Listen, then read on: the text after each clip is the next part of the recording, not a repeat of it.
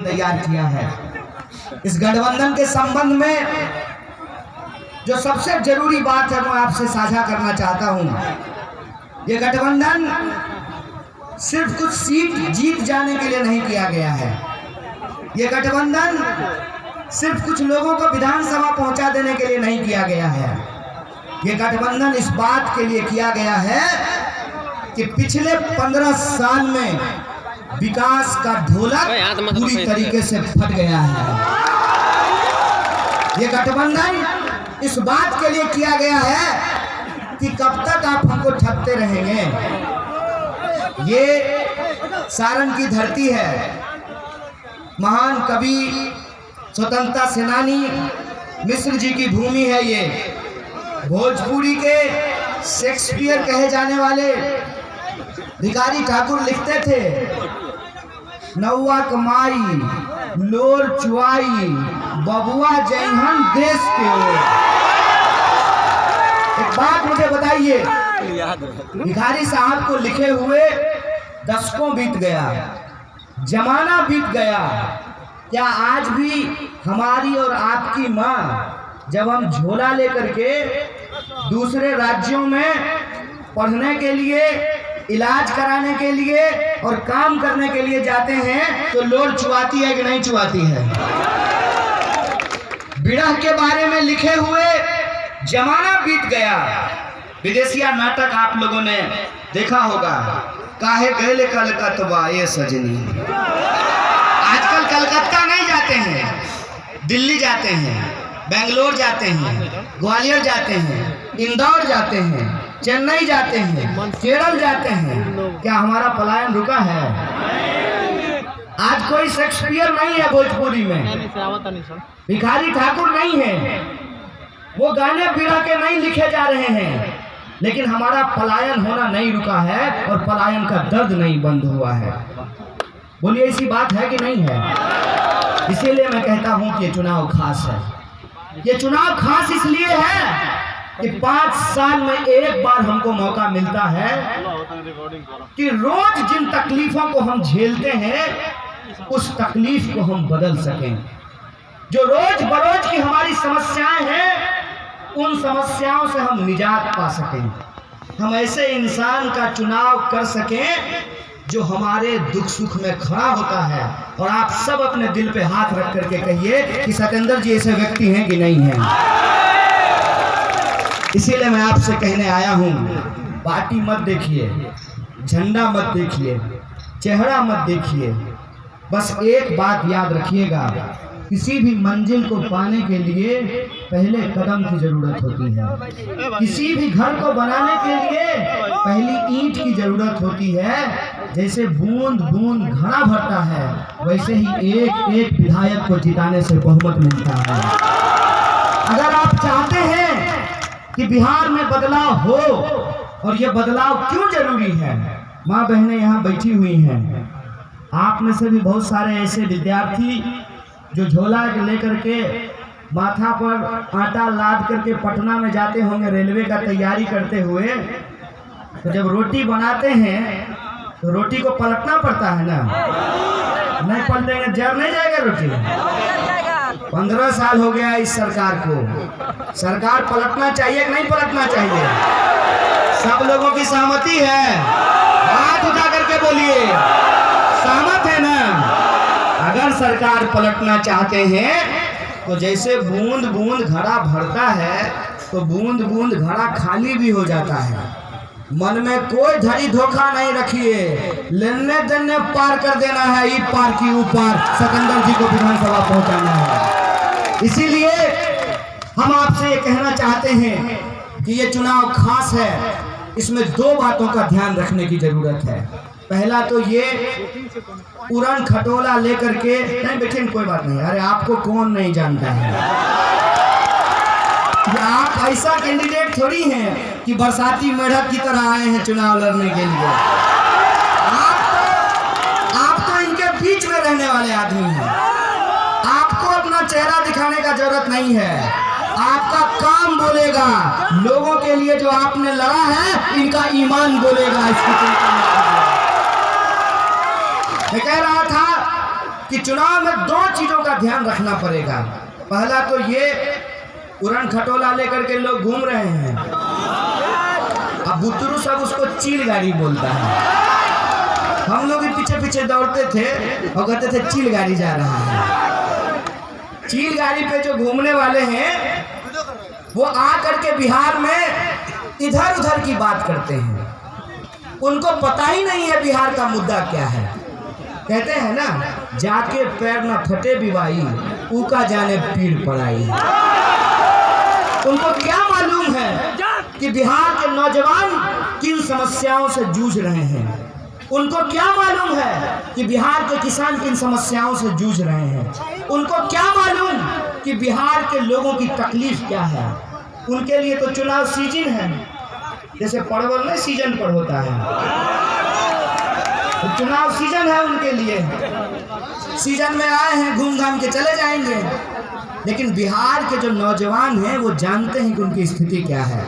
माँ बाप पेट काट करके, जमीन सुध भरना लगा करके, बैंक से लोन लेकर के बच्चा को इंजीनियरिंग करवाते हैं, MBA करवाते हैं, पॉलिटेक्निक कराते हैं, ITI कराते हैं। सब टेक्निकल हैंड ले लेने के बावजूद साल भर तैयारी करता है और परीक्षा फीस के नाम पे ऐसे लगता है जैसे सरकार रंगदारी वसूल रही हो। अरे रंगदारी वसूल लेता है ना, तो इस बात का गारंटी होता है कि सुरक्षित है।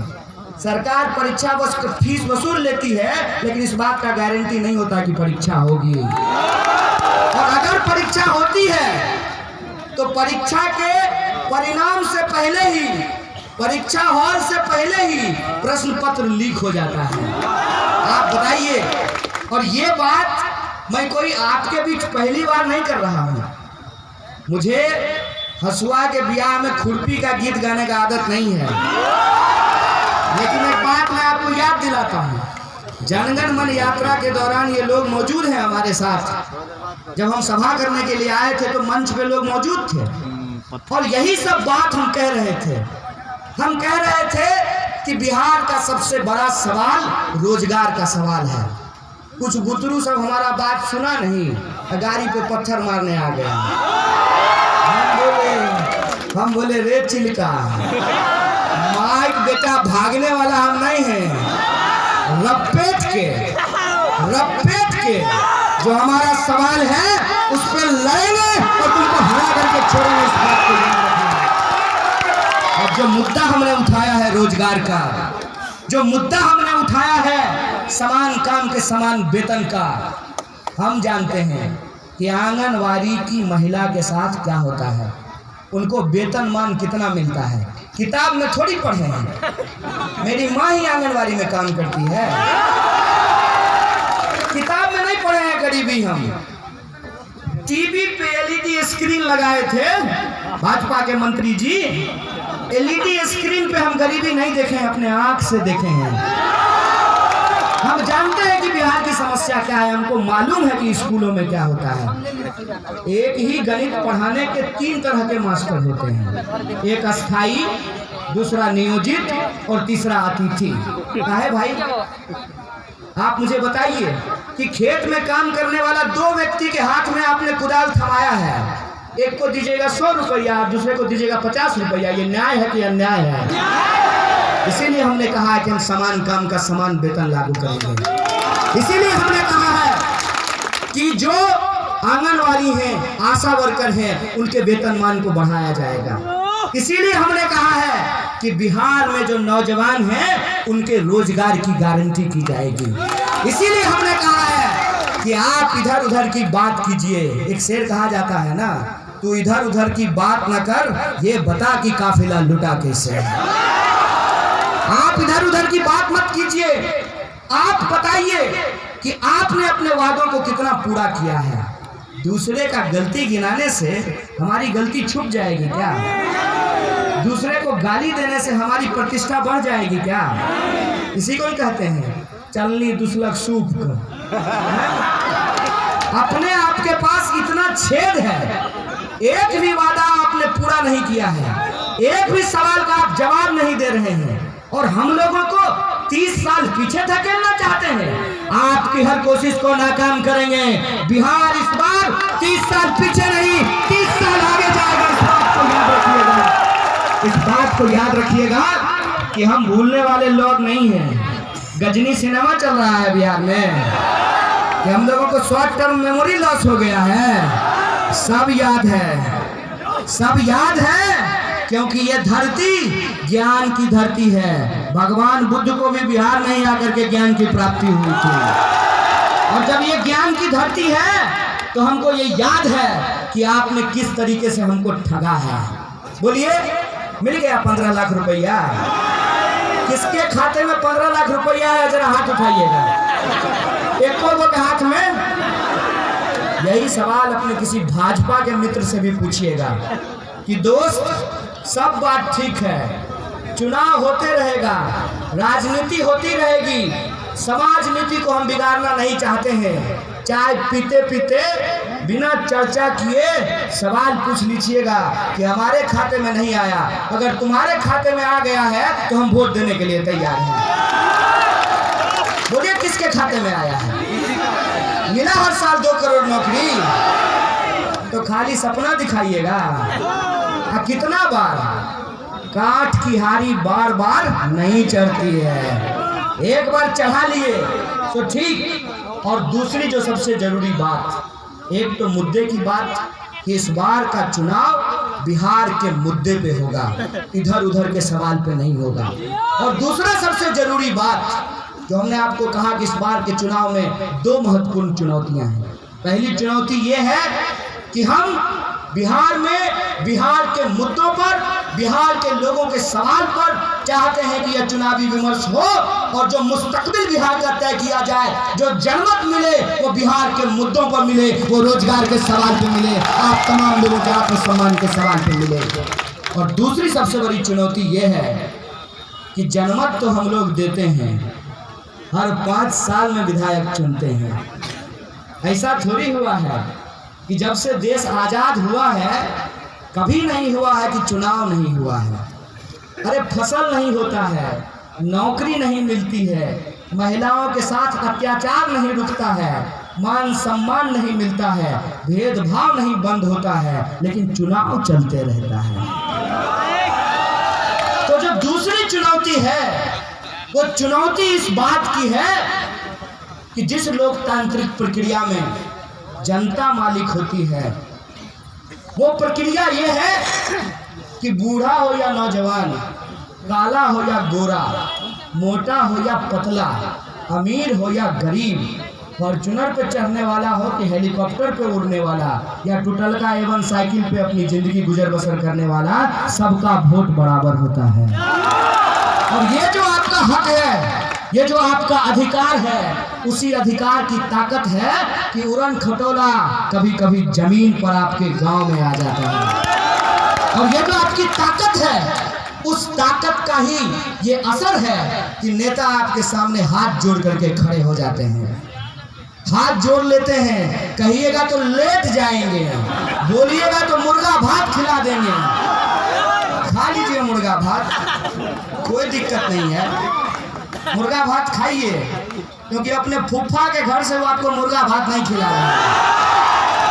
आप ही का पैसा है, आप ही का पैसा लूटता है और आप ही को चुनाव में 5 दिन मुर्गा भात खिला देता है। लेकिन एक बात याद रखिएगा, इस समय अगर मुर्गा भात खाए और अपना 5 साल का तकलीफ नहीं याद रखे तो 5 साल फिर आपको मुर्गा बनाएगा। मुर्गा भात खा लीजिए, उसमें हमको कोई दिक्कत नहीं है, कोई दे रहा है तो ले लीजिए, कौन अपने बाप के घर से दे रहा है, आप ही का है, आप ही को दे रहा है, ले लीजिए। लेकिन जब वोट करने जाइएगा तो ईवीएम के सामने एक बार खड़ा होकर के सोचिएगा कि अगर गलत आदमी के सामने बटन दबाएं तो 5 साल पछताना पड़ेगा। एक बार सोचिएगा कि हमको ऐसे व्यक्ति का चुनाव करना है जो जीत करके जाए तो पटना में होटल नहीं खेलने लगे हैं। आप देखे हैं ना, विधानसभा चुनाव हो जाता है, उसके बाद विधायक सबको जैसे बक्कू में लोग भुस्सा नहीं कसता है, वैसे ही बस में विधायक को कस करके होटले रिजॉर्ट उसको लेकर के घूमता है। देखे कि नहीं देखे? दूसरी सबसे बड़ी चुनौती ये है, एक कि मुद्दा बचाना है, और दूसरा उस मुद्दे को लड़ने के लिए ऐसे व्यक्ति का चुनाव है जो कोना कोना कौन कोना सोतली पुतो कोना नहीं खेला। ऐसे व्यक्ति का चुनाव करना है जो व्यक्ति ईमानदारी से आपके जनमत के साथ न्याय करे, आपके जनमत को बिकाऊ नहीं बनाए, आपके जनमत को बेचे नहीं। इस बात को भी ध्यान में रखना पड़ेगा। आपको इस बात को ध्यान में रखना होगा कि हम लोग गरीब जरूर हैं, हम लोग गरीब जरूर हैं, गरीबी है हमारे पास, लेकिन अगर किसी नेता को लगता है कि हमारा ईमान खरीद लेंगे तो अपने दोस्त का सारा खजाना खाली करके देख ले, हमारा ईमान बिकाऊ नहीं है, कोई हमारे ईमान को नहीं